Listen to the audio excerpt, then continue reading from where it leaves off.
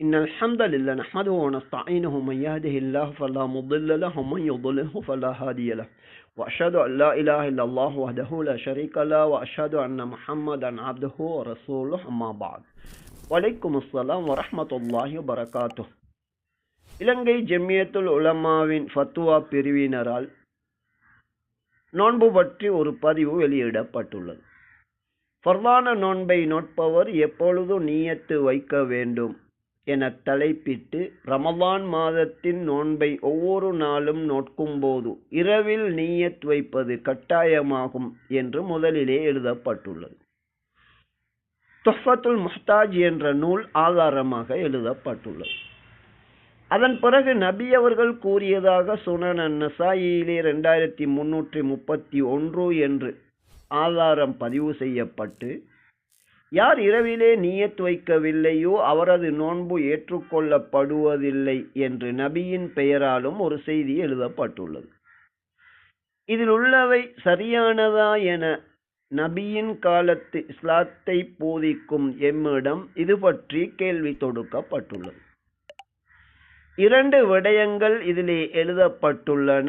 2 விடயமுமே இஸ்லாமிய பார்வையில் ஏற்க முடியாத பிழையான விடயமாகும். அனைத்திற்கு முதலில் நபியின் பெயரால் பதிவு செய்யப்பட்டுள்ள செய்தி சுனன் நசாயிலே காணப்படுவதாக எழுதப்பட்டுள்ளது. ஆம், நிச்சயமாக காணப்படுகின்றது. இதனை பதிவு செய்த அதே இமாம் நசாயி அவர்கள், இது நபி அவர்களின் கூற்று கிடையாது, இது நபி தோழியின் கூற்று, அதாவது இது ஹதீஸ் கிடையாது என்ற தீர்ப்பை வழங்கி இருக்கின்றார். அவர்கள் மட்டுமா இந்த தீர்ப்பை வழங்கினார்கள்?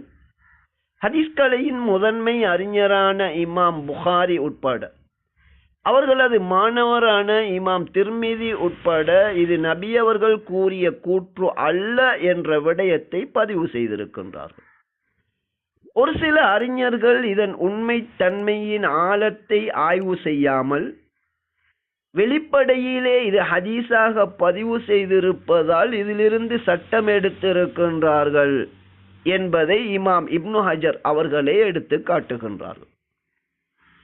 நபியின் செய்திகள் அது உண்மையானதா என்பதிலே முதலிலே நாம் எச்சரிக்கையாக இருக்க வேண்டும் என்பதை நபி அவர்களே எச்சரித்து சென்றிருக்கின்றார்கள். நபியின் சுன்னாவை பின்பற்றுவது சுவனம் செல்லுவதற்கு நிபந்தனையாகும். சுன்னாவில் ஆர்வமுள்ள நாம் உண்மையான சுன்னா எது என்ற விடயத்திலும் எச்சரிக்கையாக இருந்து கொள்ள வேண்டும். எப்படியோ இலங்கை ஜமியத்துல் உலமாவின் இந்த பதிவிலே நபியின் பெயரால் எழுதப்பட்ட செய்தி அது உண்மையான ஹதீஸ் கிடையாது.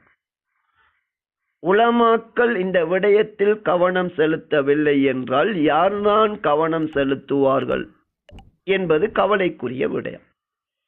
அதனை தாண்டி ரமலானின் ஒவ்வொரு இரவிலும் நியத் ஏற்படுத்திக் கொள்ள வேண்டும் என எழுதியிருப்பது, இது சரியானதா என பார்த்தால் இதுவும் தவறானது. பருவ வயதை அடைந்து தெளிவான சிந்தனையோடு இஸ்லாத்தை ஏற்கின்ற ஒரு முஸ்லிம், அவன் மீதான 50 கடமைகளில் ஒன்று ரமலான் மாதம் வந்துவிட்டால் கண்டிப்பாக அவன் நோன்பு நோட்க வேண்டும். இது பற்றிய சட்டத்தை தெரிகின்ற போதே அல்லாஹுடைய இந்த கடமையை நான் செய்வேன் என்ற நியத் என்ற எண்ணம் அவனுடைய உள்ளத்திலே ஏற்பட வேண்டும், ஏற்படுத்திக் கொள்ள வேண்டும். பொதுவாக ரமலானிலே ஒவ்வொரு நாளும் நோன்பு நோட்பது கட்டாயம். எனவே நோயாளி அல்லது பிரயாணமாக இருந்தாலே தவிர அவன் கட்டாயம் நோன்பு நோட்க வேண்டும்.